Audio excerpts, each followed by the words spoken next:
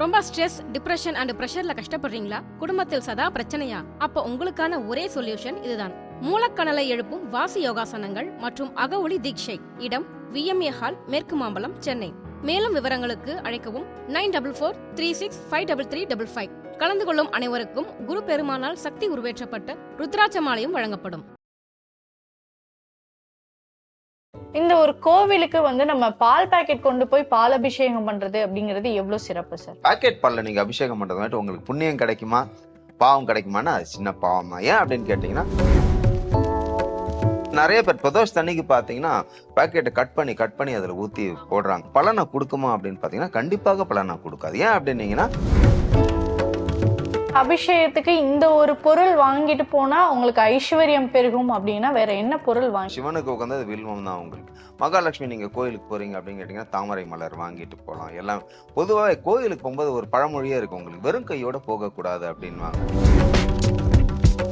உங்களோட பாதி பிரச்சனை நீங்க கோயிலுக்கு நல்லெண்ணெய் வாங்கி கொடுக்கும்போது நீங்க நம்ப மாட்டீங்க. நல்லெண்ணெய் நீங்க தானம் பண்ணீங்கனாலே பாதி பிரச்சனையை வந்துட்டு தீர்த்து.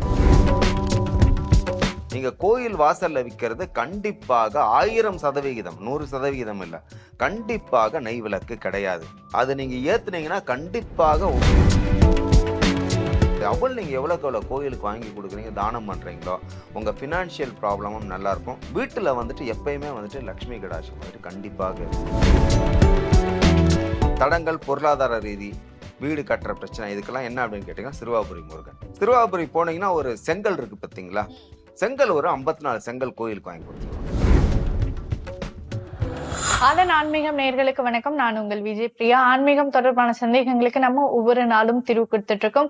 புதிய முக்கிய நிகழ்வுகளை உடனடியாக தெரிஞ்சுக்கணும் அப்படின்னு நினைச்சீங்கன்னா அதன் செயலை டவுன்லோட் பண்ணுங்க. அதற்கான லிங்க் வீடியோக்கு கீழே டிஸ்கிரிப்ஷன்ல கொடுத்திருக்கோம்.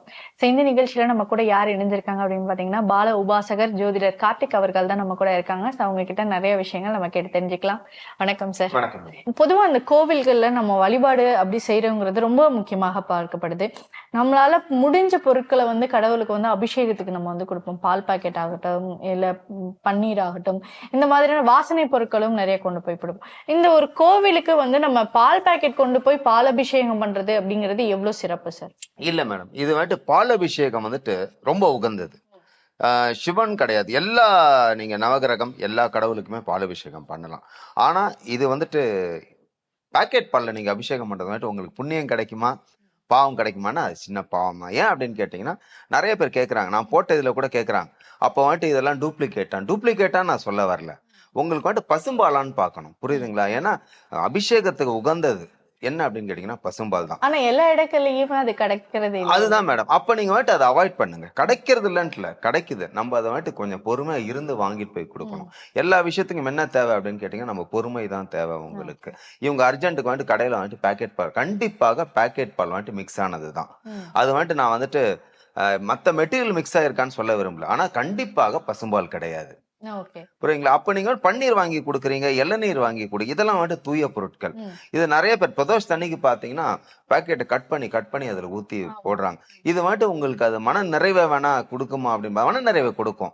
ஆனா உங்களுக்கு பலனை கொடுக்குமா அப்படின்னு பாத்தீங்கன்னா கண்டிப்பாக பலனை கொடுக்காது. ஏன் அப்படின்னீங்கன்னா இது 100%, இது வேணா இது கூட பண்ணலாம், ப்ரூவ் கூட பண்ணலாம். அது பசும்பாலான்னு கேட்டீங்கன்னா கண்டிப்பா பசும்பால் கிடையாது, ஆனா பால். ஓகே. அப்ப கோவிலுடைய அபிஷேகத்துக்கு இந்த ஒரு பொருள் வாங்கிட்டு போனா உங்களுக்கு ஐஸ்வர்யம் பெருகும் அப்படின்னா வேற என்ன பொருள் வாங்கி? ஆக்சுவலா என்ன அப்படின்னு கேட்டீங்கன்னா சிவன் கோயிலுக்கு உட்கார்ந்தது வில்வம் தான். வில்வம் ரொம்ப உகந்தது, சிவனுக்கு உகந்தது வில்வம் தான் உங்களுக்கு. மகாலட்சுமி நீங்க கோயிலுக்கு போறீங்க அப்படின்னு கேட்டீங்கன்னா தாமரை மலர் வாங்கிட்டு போகலாம். எல்லாம் பொதுவாக கோயிலுக்கு போகும்போது ஒரு பழமொழியே இருக்கு, உங்களுக்கு வெறும் கையோட போகக்கூடாது அப்படின்வாங்க.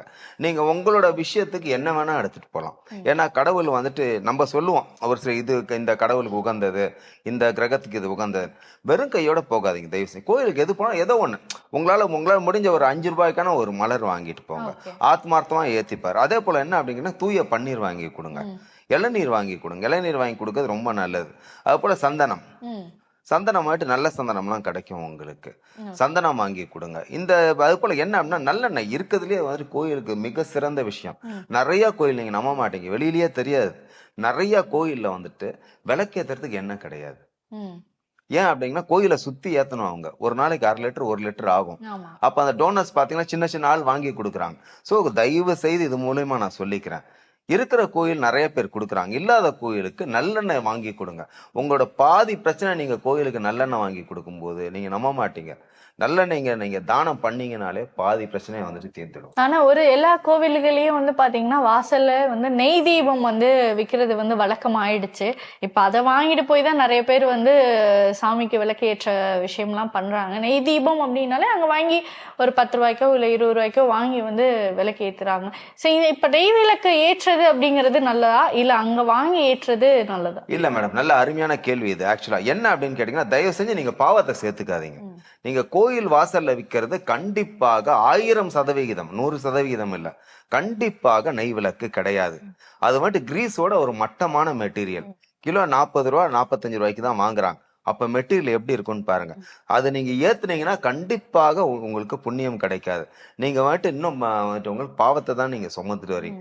அதுக்கு பெஸ்ட் கோயிலுக்கு வந்துட்டு விளக்கு ஏத்தது ரொம்ப உகந்தது. 2 விஷயம் தான் ரொம்ப முக்கியம் கோயிலுக்கு. நம்ம கண்ட என்னென்ன எண்ணெயெல்லாம் வந்துட்டு விளம்பரம் எல்லாம் பண்றாங்க, அந்த எண்ணெயெல்லாம் வாங்காதீங்க தயவு செஞ்சு. கோயில், சுவாமி, நவகிரகம் எல்லாத்துக்குமே உகந்த 2 பொருட்கள் தான். ஒண்ணு வந்துட்டு நல்லெண்ணெய், இன்னொன்னு தூய நெய். ஏன்னா நெய் வந்துட்டு கொஞ்சம் கமர்ஷியலா கொஞ்சம் பிரைஸ் ஜாஸ்தி. ஸோ நல்லெண்ணெய் வந்துட்டு அஃபோர்டபுள் தான் உங்களுக்கு. ஸோ நல்லெண்ணெயில விளக்கு ஏத்துங்க. இந்த கோயில்ல விற்கிற நெய்யை வந்துட்டு தயவு செஞ்சு வாங்காதீங்க. உங்களுக்கு நெய் விளக்கு ஏத்தணும்னு யாரானா பரிகாரத்துக்கு சொன்னாங்கன்னா 10 ரூபாய்க்கே ஸ்டாண்டர்ட் கம்பெனி எல்லாமே கிடைக்குது. 10 ரூபா பேக்கெட் இருக்கு, 20 ரூபா பேக்கெட் இருக்கு. பால் மாறாம அங்க வாங்கிட்டு போயிட்டு வீட்டுல இருந்து திரி எடுத்துட்டு போய் ஏத்துங்க. முழு பலன் வந்துட்டு கண்டிப்பாக கிடைக்கும். நீங்க கோயில் வாசல்ல விற்கிற அந்த நெய் விளக்கு ஏத்துனீங்கன்னா உங்களுக்கு கண்டிப்பாக காரிய தடைகள் உங்களுக்கு வந்துட்டு கண்டிப்பாக ஏற்கனவே சொன்ன பாருங்க, உங்களுக்கு கண்டிப்பா பலன் கிடைக்காது. நீங்க பாவத்தை தான் சேர்த்துக்கிறீங்க. ஏன்னா அது நெய்யே கிடையாது ஃபர்ஸ்ட். அப்ப நீங்க ஏதோ ஒரு மட்டமான மெட்டீரியல் வந்துட்டு அவருக்கு நைவேத்தியம் பண்றீங்க நீங்க. அது உகந்ததா? சோ இது மூலியமா சொல்லிக்கிறேன், தயவு செஞ்சு அந்த விளக்கு ஏத்தாதீங்க. ஓகே. சோ இப்ப கோவிலுக்கு நம்ம அபிஷேக பொருட்கள் வாங்கிட்டு போறது வந்து ஒவ்வொன்றுக்கும் ஒவ்வொரு விஷயம் இருக்கு அப்படின்னு சொல்றாங்க. இந்த ஐஸ்வர்யம் பெருக வந்து பால் வாங்கிட்டு போங்க, அதே மாதிரி செல்வம் சேர்றதுக்கு வந்து பழங்கள் வந்து வாங்கி கொடுங்க அப்படின்னு சொல்றாங்க. உண்மையாவே அந்த மாதிரியான விஷயங்களை வந்து கண்டிப்பா இருக்கு மேடம். இப்ப நானே சொல்லியிருக்கேன், சுக்கிரனுக்கு வந்துட்டு கோயிலுக்கு போனீங்கன்னா கல்கண்டு வாங்கி கொடுங்க அப்படின்னு, அவள் வாங்கி கொடுங்க. அவள் வந்துட்டு ரொம்ப நல்லது. கோயிலுக்கு வந்துட்டு ரொம்ப நிறைய பேருக்கு வந்து இந்த விஷயம் தெரிய மாட்டேங்குது. ஏன் அப்படிங்கன்னா அவள் ரிலேட்டட் டு எல்லாமே பாத்தீங்கன்னா இந்த சந்திரன் எல்லாத்துலயுமே வந்துடும் உங்களுக்கு. அவள் வந்துட்டு உங்களுக்கு அதே போல பஞ்சபூதத்திலேயே ஒரு உருவார விஷயம் தான் அவள் உங்களுக்கு. நீர், நெருப்பு, புரியுதுங்களா, எல்லாம் காத்து எல்லாம் சேர்ந்ததுதான் அவள். சோ அபுல் வந்துட்டு உங்க கையால எவ்வளவுக்கு எவ்வளவு தானம் பண்றீங்களோ. ஏன்னா நிறைய பேர் வந்துட்டு வெறும் அபுல் சாப்பிடறதுக்கு வந்துட்டு கொஞ்சம் ஒரு மாதிரி இருக்கும் அப்படின்வாங்க. அது கூட வேணா வெள்ளத்தை சேர்த்துக்கோங்க, அப்படின்லாம் கல்கண்டை வந்துட்டு சேர்த்து கொடுங்க. ஏன்னா அந்த அபுல் நீங்க எவ்வளவுக்கு எவ்வளவு கோயிலுக்கு வாங்கி கொடுக்குறீங்க, தானம் பண்றீங்களோ, உங்க பினான்சியல் ப்ராப்ளமும் நல்லா இருக்கும். வீட்டுல வந்துட்டு எப்பயுமே வந்துட்டு லட்சுமி கடாட்சம் வந்துட்டு கண்டிப்பாக இருக்கும். சோ அபுல் வந்துட்டு ரொம்ப நல்ல விஷயம். ஏன் அப்படின்னா நம்ம சொல்றோம் பாருங்க, இப்ப அன்னத்தை வந்துட்டு தானம் பண்ணுன்னு சொல்லுவோம், புரியுதுங்களா. காக்கா கேந்த உடனே வச்சுட்டு தான் மனிதன் அன்னம் சாப்பிடுறோம்னு சொல்லுவோம். எப்படி நீங்க அன்னத்துக்கு வந்துட்டு, ஏன் அப்படின்னா பஞ்சபூதத்துல உருவானதுதான் அன்னம். அடுப்பு, நெருப்பு, ஆவி, காத்து, நீர், அரிசி எல்லாமே பஞ்சபூதத்துல உருவானதுதான் அன்னம். சோ அன்னத்துக்கு எவ்வளவு மகிமை. அதே போலதான் அவள் உங்களுக்கு. சோ அபுல் வந்துட்டு நீங்க நினைக்கிறா போல கிடையாது, கிடையாது மேடம். பரிகாரம் கொடுக்கறதுக்கு வந்துட்டு இந்த கிழமை அந்த கிழமையெல்லாம் 4 நட்சத்திரம் கிடையாது உங்களுக்கு, புரியுதுங்களா. ஒரு டிஃபரெண்டா இருக்கும். என்னடா இவர் அபுல் வாங்கி, அதுல இருக்கிற விஷயங்கள் வந்துட்டு நிறைய நீங்க வந்துட்டு இது செய்யறதுக்கு வந்துட்டு முயற்சி பண்ணி பாருங்க. இந்த அபுல் தானம் வந்துட்டு கொடுக்க ட்ரை பண்ணுங்க. நீங்க அபுல் வந்துட்டு இந்த இனிப்போட சேர்த்து கொடுத்தீங்கன்னா உங்களுக்கு இந்த லட்சுமி கடாட்சம், பொருளாதார நெருக்கடி இருக்கு பாத்தீங்களா, பொருளாதார நெருக்கடி வந்துட்டு தீரும்.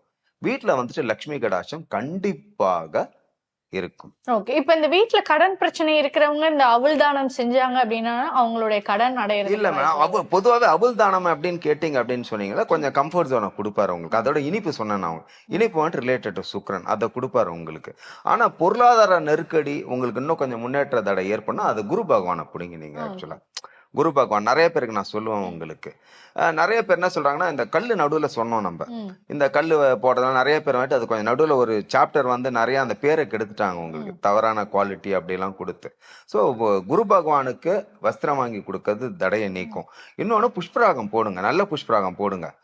ஆமா, சிலோன் புஷ்பராகம்னு இருக்கு உங்களுக்கு, புரியுதுங்களா. ஏன்னா மத்ததெல்லாம் உங்களுக்கு வேலை செய்யாது. எப்பயுமே என்ன முக்கியம் அப்படின்னா அதுல இருக்கிற கண்டென்ட் தான் முக்கியம். ஸோ அது எக்ஸ்பிளைன் பண்ணணும். நம்ம நிறைய பேர் எக்ஸ்பிளைன் பண்ணாம இருக்காங்க. ஏன்னா அந்த பர்டிகுலர் அந்த சிலோன் புஷ்பராகத்துல மட்டும்தான் ஒரு சில மெட்டீரியல் கோரண்டம்னு ஒரு மெட்டீரியல் இருக்கும். ஓகே. அந்த கோரண்டம் கல்லு, அந்த கோரண்டம்னால அது உள்ள ஒரு 4-5 மெட்டீரியல் இருக்கும், ம். கெமிக்கல். ஓகே. அதை நீங்க பாடியில போடும்போது உங்களுக்கு என்ன அப்படின்னு கேட்டீங்கன்னா பொருளாதாரம் வந்துட்டு மேன்மை அடையும். ஓகே. ஸோ சார் புஷ்பராகம் வந்துட்டு ரொம்ப உகந்தது. இது மேல நான் சொல்லிக்கிறேன் அது. கண்டிப்பா சார். இந்த நாடி ஜோதிடம் அப்படிங்கிறது வந்து ரொம்ப முக்கியமாக பார்க்கப்படுது. ஒருத்தருடைய வாழ்க்கையை பத்தி A to Z வந்து சொல்லிடலாம். அவர் எப்படி இருப்பாரு, அவர் என்ன பண்ணாரு, இதுக்கப்புறம் எப்படி இருப்பாரு அப்படிங்கிற வரைக்கும் எல்லாமே நாடி ஜோதிடத்துல சொல்ல முடியும் அப்படின்னா, இந்த ஒரு விஷயத்த நாடி ஜோதிடம் சொல்லவே முடியாது. அது வந்து ரகசியமாக தான் இருக்கும் அப்படின்னா என்ன விஷயம்? இல்ல மேடம், கரெக்ட். இது நல்ல அருமையான கேள்வி. ஏன் அப்படின்னீங்கன்னா நாடி ஜோதிடம்ங்கிறது வந்துட்டு அது என்ன அப்படின்னா ரொம்ப ஜீனியஸ், அது ரொம்ப பெரிய விஷயம். ஆனா இன்னைக்கு அதோட உண்மையான அதோட ஹிஸ்டரிலாம் நம்ம கிட்ட, அந்த கட்டுன்னு சொல்லுவோம் பாத்தீங்களா, நம்ம கிட்ட இருக்கான்னு கேட்டீங்கன்னா அது சீக்ரெட், எங்க இருக்குன்னே தெரியாது. ஆனா இருக்கு. நாடி ஜோதிடம் எப்படின்னு கேட்டீங்கன்னா ஒரு சில விஷயத்துக்கு வந்துட்டு கரெக்டான ப்ரூஃப் கிடையாது. இப்ப நம்ம ஜாதகம் சொல்றோம், ஜாதகத்தை இவங்க தந்தை அவங்க தந்தைலாம் சொல்லலாம், ஆனா ப்ரூஃப் இருக்கான்னு பார்த்தா ரொம்ப தேடணும். ஆனா நாடி ஜோதிடத்துக்கு இன்னும் ஓலைச்சுவடிகள் நம்மிடம் இருக்கு. ஆனா அது கண்ணுக்கு வந்துட்டு தெரியாத அளவுக்கு வச்சிட்டு இருக்காங்க. அதே போல இப்ப இருக்கிற நாடி ஜோதிடம் நான் சொல்ல விரும்பல, 75% வந்துட்டு கரெக்டா சொல்ற ஆளுங்க கிடையாது உங்களுக்கு. சோ நாடி ஜோதிடத்துல நிறைய நாடி ஜோதிடம், சிவநாடி, சூரிய நாடி, அகத்திய நாடி நிறைய இருக்கு உங்களுக்கு. ஆனா 4 நாடி ஜோதிடம் தான் ரொம்ப முக்கியம் உங்களுக்கு. நாடி ஜோதிடத்துல என்ன ஒரு டிஃபரன்ஸ் அப்படின்னு கேட்டீங்கன்னா, அதுக்கு ஏன் நாடி ஜோதிடம் அப்படின்னு வந்துன்னா, இப்ப ஜாதகம் அப்படின்னு பார்க்கும்போது அடுத்தவங்க ஒண்ணு உங்களோட அம்மாவோ அப்பாவோ சகோதரனா இல்ல ரிலேஷன் யாருன்னா வாமா ஜாதகம் பார்க்கலான்னு. நாடி ஜோதிடத்துக்கு என்ன ஸ்பெஷல்னு கேட்டீங்கன்னா உங்களை அது உந்தனம். நீங்க நாடி போனோம், உங்க உள்ளுணர்வு சொல்றோம் பாருங்க, அந்த கான்சியஸ் அது போய் நீ நாடி போய் பார்ப்பதுதான் நாடி ஜோதிடம். சோ அதுல மட்டும் இருக்கு, அந்த நிறைய விஷயங்கள் இருக்கு அதுல. உங்களுக்கு இந்த கட்டை விரலை வாங்கி வச்சுட்டு படிக்கிறது ஒரு நாடி ஜோதிடம், பாட்டு பாடுறது ஒரு நாடி ஜோதிடம், குறிப்பு சொல்றது ஒரு நாடி ஜோதிடம். 4 வகை இருக்கு உங்களுக்கு ஜோதிடத்துல, நாடி ஜோதிடத்துல. சோ ஆனா இன்னைக்கு இது கரெக்டா முறையா இருக்கான்னு பாத்தீங்கன்னா, இன்னைக்கு வந்துட்டு நிறைய பேர் ப்ரிப்பேர் பண்ணிட்டாங்க. ஓலைச்சுவடி இல்ல மேடம், இருக்கு. ஆனா அது எந்த இடத்துல இருக்குங்க இருக்கு, ஆனா உண்மை அதுல வந்துட்டு மாற்று கருத்தே கிடையாது. ஆமா, ரகசியமா இருக்கு. இன்னைக்கும் அதை ஒரு சிலர் பாக்குறாங்கன்னு சொல்றாங்க. ஏன்னா நானும் நிறைய இடம் போயிருக்கேன் நான், புரியுங்களா? ஸோ போய் பார்த்து உண்மையா அது அப்படின்னு பாக்குறோம்னா அது உண்மை இல்லதான். அது ஏதோ காக்கா உட்கார பணம்பழம், இந்த கதையை ஒரு 10 பேர் போனாங்கன்னா ஏதோ ஒரு விஷயம் நடக்கும் ஒரு சிலருக்கு. ஆனா அதுல இப்ப இருக்கிற ட்ரெண்ட்ல வந்துட்டு கரெக்டா சொல்றாங்க, கரெக்டா இருக்காங்க பாத்தீங்கன்னா கொஞ்சம் டவுட் தான் மேடம். ஓகே. இப்ப இந்த நாடி ஜோதிடம் பார்த்த நிறைய பேர் வந்து அதற்கு அவங்களுடைய பிரச்சனைக்கும் வந்து பரிகாரங்கள் சொல்றாங்க அப்படின்லாம் சொல்றாங்கல்ல, அது உண்மைதானா? இல்ல மேடம், அதான் சொல்றேன். எனக்கு இப்ப இதுக்கு நாடி ஜோதிடத்துக்கு அப்பு எதுன்னு கேட்டீங்கன்னா வைத்தீஸ்வரன் கோயில் தான். வைத்தீஸ்வரன் நாடி ஜோதிடம், வைத்தீஸ்வரன். இப்போ அங்க நீங்க பாத்தீங்க அப்படின்னு கேட்டீங்கன்னா அது ஃபேமிலியா பாக்குறாங்க எல்லாம், ஒரு ட்ரெடிஷனல். ஆனா ரொம்ப ரேர் அது கூட. இப்ப ஏன்னா நானும் இப்போ எல்லாம் அந்த ஃபீல்டெல்லாம் தாண்டி தான் வந்தோம் நாங்க. இப்ப அதெல்லாம் நாங்க பார்த்ததுல இதெல்லாம் ப்ரூஃப் இருக்கு அப்படின்னு பாத்தீங்கன்னா கரெக்டா இருக்கான்னு பாத்தீங்கன்னா டவுட் தான் உங்களுக்கு. அதாவது ஒரு ஆவரேஜ் பர்சன்டேஜ் கூட கரெக்டா வரது இல்ல உங்களுக்கு. சோ நான் வந்துட்டு நம்மளோட ஜாதகம் இதுதான் கரெக்ட்னு நான் சொல்ல விரும்பல. அது கரெக்டா அப்படின்னு பாத்தீங்கன்னா அதுலயும் நிறைய காம்ப்ளிகேட்டட் இருக்கு உங்களுக்கு. ஏன்னா கரெக்டா அது படிக்கிறதுக்கோ சொல்றதுக்கோ ஃபர்ஸ்ட் குறிப்பு இல்லையே, புரியுதுங்களா? அவங்க சொல்றதுக்கு படிக்கிறதுக்கு ஆள் இருக்காங்க, அந்த குறிப்பு வேண்டும் இல்ல, அந்த குறிப்பு இல்ல. இதுதான் ரீசன் உங்களுக்கு. அது ஓகே. இப்ப நிறைய பேர் வந்து நாங்க காலங்காலமா இது வந்து கிட்டத்தட்ட ஒரு 10 வருஷம் 15 வருஷமா நாங்க இதை பண்ணிட்டு இருக்கோம் அப்படின்னு சொல்றாங்கல்ல. இப்ப அவங்க கிட்ட போனாலும் எனக்கு ஒரு சிலருக்கு வந்து பாத்தீங்கன்னா சாட்டிஸ்பாக்சனா இருக்கும், நான் ஓகே எனக்கு கரெக்டா இருக்கு. ஒரு சிலர்கிட்ட போனப்போ இல்ல எனக்கு ஏதோ தப்பா இருக்கிற மாதிரி தெரியுது அப்படின்னு சொல்றாங்க. இப்ப யாருக்கு போனா நாடி ஜோதிடம் செட் ஆகும் அப்படிங்கறதையும் நம்ம பார்க்கணும். கண்டிப்பா. ஆமா, இல்ல என்ன நல்ல கேள்வி இது. ஆக்சுவலா அதுக்கு கூட வந்துட்டு குடுப்பனை தான் இருக்கணும். நாடி ஜோதிடத்துக்கு கூட எல்லாருக்குமே ஓலை கிடைக்காது, உண்மை அது. இது உண்மை. ஏன் அப்படின்னா ஓலை கிடைக்காதுன்னா உங்க ஓலை இல்லாம இல்ல, ஸ்பிளிட் ஆயிருக்கும். ஆமா, நீங்க திருவண்ணாமலையில ஒருத்தட்ட மாட்டிட்டு இருக்கோம், அவருக்கு தெரியாது. வைத்தீஸ்வரன் கோயில்ல மாட்டிட்டு இருக்கோம், நார்த்ல மாட்டிட்டு இருக்கோம் உங்களோட ஓலைச்சுவடி, புரியுதுங்களா? ஆனா இங்கதான் இருக்கும். இது வந்துட்டு என்ன அப்படின்னு கேட்டீங்கன்னா இந்த நாடி வந்துட்டு ஒரு 2 இடம் தான். நம்ம தமிழ்நாடு, இலங்கை தான். அடுத்த ஸ்டேட் கூட கிடையாது உங்களுக்கு. ஏன்னா இது நம்ம பெருமைப்பட்டுக்கலாம். சோ இலங்கையில மாட்டிட்டு இருக்கலாம் உங்களுக்கு. அப்போ உங்களுக்கு இருக்கு. ஆனா நீங்க போயிட்டீங்க, அப்ப என்ன பண்ணுவாங்க, ஏதோ ஒண்ணு வந்துட்டு உங்ககிட்ட சொல்லணும். ஓகே. சோ இலங்கையில மாட்டிட்டு இருக்குன்னா நிறைய ஓலைச்சுவடிகள் ஆமா இத வந்துட்டு பிளான் பண்ணி தான் அழிச்சாங்க இது. ஏன் அப்படின்னு கேட்டீங்கன்னா தமிழரோட ப்ரூஃப் வந்துட்டு 90% எங்க இருந்துன்னு கேட்டீங்கன்னா யாழ்ப்பாணம் லைப்ரரி தான் இருந்தது. இது வந்துட்டு அரசாங்கமே, நான் சொல்லிக்கிறேன் எதுவுமே, அரசாங்கமே வேடிக்கை பார்த்தது அந்த லைப்ரரி எரிக்கும் போது. சோ நம்ம கலாச்சாரத்தை சீரழிக்கணும்னு தான் அந்த லைப்ரரி எரிச்சாங்க. ஸோ அதனால நிறைய நம்மளோட இது போயிடுச்சு, அந்த இடத்துல பொக்கிஷங்கள்லாம் போயிடுச்சு, தமிழர்களோட பொக்கிஷங்கள்லாம். ம். அதே போல நீங்க கேட்டீங்க பரிகாரம் வந்துட்டு கொடுக்குறாங்களே பலிக்குமா அப்படின்னு. பரிகாரம் பலிக்கும். என்ன அப்படின்னு கேட்டீங்கன்னா இவங்க வந்துட்டு கெடுதல் பண்ண சொல்லல. ம். இப்போ ஒரு கிரகத்துக்கு போய் நீங்க பரிகாரம் பண்ணுன்னு தான் சொல்றாங்க. ஸோ அந்த கிரகத்துக்கு நீங்க பரிகாரம் பண்றதுனால வந்துட்டு உங்களுக்கு நெகட்டிவ் ஆகுமா பாசிட்டிவ் ஆகுமா? கண்டிப்பா பாசிட்டிவா தான் இருக்கும். Okay. ஸோ அவங்க வந்துட்டு இது பண்ண சொல்றாங்க அப்படின்னா நல்லதுதான் பண்ண சொல்லுவாங்க கண்டிப்பா. ஆனா நிறைய பேர் என்ன அப்படின்னு கேட்டீங்கன்னா, இப்போ எக்ஸாம்பிள் நான் ஜோசியரே சொல்ல விரும்புறேன். நீங்க போன வருஷம் அந்த ஜோசியர்கிட்ட போயிருப்பீங்க, புரியுதுங்களா? அவர் ஒரு பரிகாரம் சொல்லியிருப்பாரு, எல்லாம் பண்ணியிருப்பாரு, விட்டுட்டு இருப்பாரு. திரும்பி ஒரு 1.5 வருஷம் கழிச்சு அவர்கிட்ட போயிருப்பீங்க. அவர் உங்களை மறந்துட்டும் இருப்பார், அந்த ஜோசியத்தையும் பண்ணியிருப்பார். இதுக்கு இந்த பரிகாரம் தான்ப்பா பண்ணணும் அப்படின்னாரு. இவர் அந்த பரிகாரம் அதாவது இவர் சொன்னதையும் மறந்துட்டு இருப்பாரு, அந்த சொன்ன பரிகாரத்தை பண்ணிட்டு இருப்பாங்க, வேற ஒரு பரிகாரம் சொல்லுவார். இப்போ என்ன அப்படின்னு கேட்டீங்கன்னா, இந்த பரிகாரம் சொல்றதையும் ஒரு ட்ரெண்ட் ஆக்கிட்டாங்க. மக்களும் இந்த பரிகாரத்தை விரும்புறாங்க. Okay. இப்போ எனக்கு ஃபோன் பண்றாங்க கஸ்டமர், ஃபோன் பண்ணிட்டு எனக்கு வந்துட்டு பரிகாரம் சொல்லுங்க சார்ன்றார். இதோ இன்னைக்கு மார்க்கெட் போறேன், இப்போ மார்க்கெட் ரெண்டு பேர் எனக்கு சார் எனக்கு 2 கல் வாங்கி கொடுத்துருங்க நீங்கன்றாங்க. ஜோசியம்லாம் பார்க்க வேணாம், உங்களுக்கு ஸ்டோன் ஒரு சாப்டர் கேட்டேன், எனக்கு நீங்க ஜோசியம் பார்க்க வேணாம் சார், நான் 2 கல் மட்டும் வாங்கி கொடுங்க. ஸோ நான் என்ன பண்ணுவேன், அவங்களுக்கு அட்வைஸ் பண்ணணும், எனக்கு தேவை கேட்கறாங்க, வாங்கி கொடுக்க போறோம். அப்போ எவ்வளோ கொஞ்சம் காம்ப்ளிகேட்டட் விஷயம் இருக்கு பாருங்க இதுல. ஆமா. ஓகே, இப்ப நிறைய பேர் வந்து பரிகாரம் அப்படின்னாலே எனக்கு தெரிஞ்ச நிறைய விஷயம் பரிகாரமா சொல்றாங்க. ஒரு சிலர் வீட்டுல வந்து ஏதோ ஒரு பொருட்களை வச்சு நீங்க செய்யறதும் பரிகாரம் அப்படின்றாங்க. ஒரு சில கோவிலுக்கு ஏதாவது தானம் கொடுங்க அப்படிங்கறதும் பரிகாரம் அப்படின்னு. ஒரு சில கோவிலுக்கு போயிட்டு வர்றதே பரிகாரம். உண்மை உண்மை. இதெல்லாம் எதுதான் பரிகாரம், யாருக்கு எல்லாமே பரிகாரம் மேடம். இப்போ பரிகாரத்துல வந்துட்டு நிறைய வந்துடுச்சு, ஏகப்பட்ட. நவகிரகத்துக்கு எல்லா பரிகாரமே பண்ணலாம். அதை நம்ம சொல்லுவோம் பாருங்க, சூரியனுக்கு கோதுமை கொடு, சந்திரனுக்கு வந்துட்டு அன்னதானம் இல்ல நெல்லு தானம் கொடுங்க, செவ்வாய்க்கு வந்துட்டு துவரம்பருப்பு வாங்கி கொடுங்க, சுக்கிரனுக்கு மொச்சம் வாங்கி கொடுங்க, சனீஸ்வரருக்கு போல எள்ளு தீபம் ஏத்துங்க, இல்ல இது வஸ்திரம் வாங்கி கொடுங்க. அப்புறம் ஒவ்வொரு கிரகத்துக்கு கொண்டக்கடலை போடுங்க, குரு பகவானுக்கு வஸ்திரம் வாங்கி கொடுங்க. இப்போ என்ன அப்படின்னு கேட்டீங்கன்னா நிறைய பண்றாங்க. ஆக்சுவலா பரிகாரம் அப்படின்னு கேட்டீங்கன்னா இப்போ இருக்கிற ட்ரெண்ட் என்ன அப்படின்னு கேட்டீங்கன்னா, முருகர் வந்துட்டு கொஞ்சம் இப்போ எல்லாமே ட்ரெண்டா ஓடுறாரு. எங்க பாரு முருகர் தான், அது என்னன்னு தெரியல மக்களுக்கு. திடீர்னு இது மூலியமா சொல்லிக்கிறேன், அது முருகர் வந்துட்டு இப்போ நல்ல ஆக்சுவலா முருகர் வந்துட்டு தமிழர் கடவுள் முருகர் தான். ஆனா இப்போ வந்துட்டு முருகருக்கு எல்லாருமே முக்கியத்துவம் கொடுக்க ஆரம்பிச்சிட்டாங்க. ஸோ எனக்கு தெரியும், நீங்க பரிகாரம் எதனா பண்ணணும்னு நினைச்சீங்க அப்படின்னு கேட்டீங்கன்னா, நீங்க கேட்டீங்க தடங்கள், பொருளாதார ரீதி, வீடு கட்டுற பிரச்சனை, இதுக்கெல்லாம் என்ன அப்படின்னு கேட்டீங்கன்னா சிறுவாபுரி முருகன். புரியுதுங்களா? நான் சொல்றது என்ன சொல்லலாம் அப்படின்னா, சிறுவாபுரி போனீங்கன்னா ஒரு செங்கல் இருக்கு பாத்தீங்களா, செங்கல் ஒரு 54 செங்கல் கோயிலுக்கு வாங்கி கொடுத்துருவாங்க. கண்டிப்பா. ஆமா ஆமா கண்டிப்பாக, இதுல மாற்று கருத்தே கிடையாது. இதை வந்துட்டு நான் பிராக்டிக்கலா சொல்லி ஒரு சில சிறுவாபுரி முருகன் ஏன் அப்படின்னு கேட்டீங்கன்னா, அந்த இடம் வந்துட்டு அந்த இதுக்கு வந்துட்டு ரொம்ப உகந்த சிறுவாபுரி முருகன். என்ன அப்படின்னு கேட்டீங்கன்னா, தந்தைக்கே ஒரு இது சொன்ன குழந்தைகள் வந்துட்டு அந்த போர்ல, அதாவது லவகுசா இருக்காங்க பாத்தீங்களா உங்களுக்கு, ராமரை எதிர்த்து நின்று, அதனாலதான் அது சிறுவர்களோட புரிதான் அது. புரியுதுங்களா? நாளடைவில் அது இன்னும் வந்துட்டு ஊர் பேரே வேற. அது ஆக்சுவலா நாளடைவில் வந்துட்டு அது சிறுவாபுரின்னு மாறிடுச்சு உங்களுக்கு.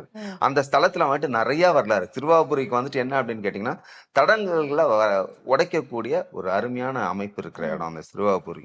அதே ரொம்ப நாள் வந்துட்டு வெளியுலகத்துக்கு வராம தான் இருந்தது. இப்போ கொஞ்சம் குறுகிய காலத்துலதான் சிறுவாபுரி வந்துட்டு, இப்ப செவ்வாய்க்கிழமை வெள்ளிக்கிழமை எல்லாம் போனீங்கன்னா அவ்வளவு குயிக்கா பார்க்க முடியாது. சோ அந்த அளவு ஆயிடுச்சு. அப்ப நம்ம வந்துட்டு சொல்லலாம் திருச்செந்தூர் ஃபேமஸ் உங்களுக்கு. இப்ப வந்துட்டு பழனியோட திருச்செந்தூர் வந்துட்டாரு. சோ ஆனா மொத்தத்துல முருகர் தான் அவர் இருக்கிற அந்த இடம். கொஞ்சம் பாருங்க, இந்த சொல்லுவாங்க மாறுது கொஞ்சம். சோ அந்த இது மாறுது. சோ இப்ப திருச்செந்தூர் வந்துட்டு எல்லாமே நிறைய பேர் போக ஆரம்பிச்சிட்டாங்க. இப்ப நமக்கு இங்க இருக்கிற சரௌண்டிங்ல வந்து சொல்லுவோம், நமக்கு திருத்தணி எல்லாமே நிறைய கிட்டக்கு. ஆனா இப்போ இது காரியம் வந்துட்டு உடனே எங்க நடக்குதுன்னு கேட்டீங்க, சொல்லுவாங்க அப்ளிகேஷன் போட்டா உடனே சாங்ஷன் ஆகுதுன்னு சொல்லிட்டு. திருமண தடை, உங்களுக்கு பொருளாதார தடை, வீடு பிரச்சனை, மன பிரச்சனை, வீட்டு குழப்பங்கள், இதை யார் தீர்ப்பான்னு கேட்டீங்கன்னா சிறுவாபுரி முருகன் தீர்க்கிறாரு.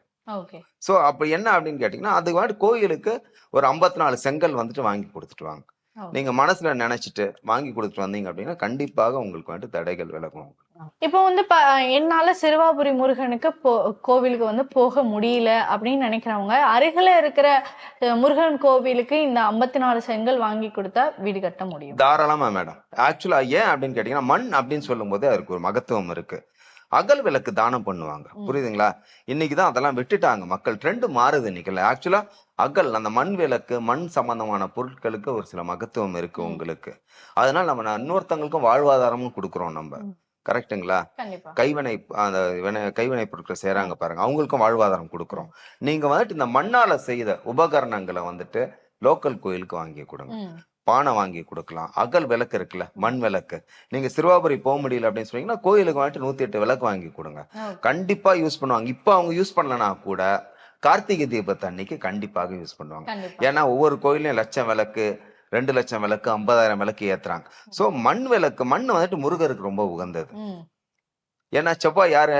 மங்களகாரகன் யாரு? அவர்தான். அவருக்கு யாரு அதிபதி?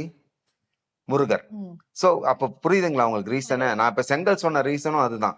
செங்கல் வந்துட்டு அதுவும் வந்துட்டு பஞ்சபூதத்துல உருவானதுதான். ம். நெருப்பு, நீர், காத்து. புரியுதுங்களா உங்களுக்கு? ஆமா. இந்த பஞ்சபூதம்லாம் எதெல்லாம் வந்துட்டு கண்டென்ட் வருதோ அது எல்லாம் வந்துட்டு தானத்துக்கு உகந்ததுதான். ஓகே. சோ இந்த நம்ம மண் விளக்கு சொன்ன பாருங்க, அதுவும் வந்துட்டு நெருப்புல சுடுறதுதான். ம். நீர், நிலம், நெருப்பு எல்லாமே வந்துருது பாருங்க. ம். சோ அதனாலதான் அந்த காலத்துல அகல் விளக்கு ஏத்த சொன்ன ரீசனே அதுதான்.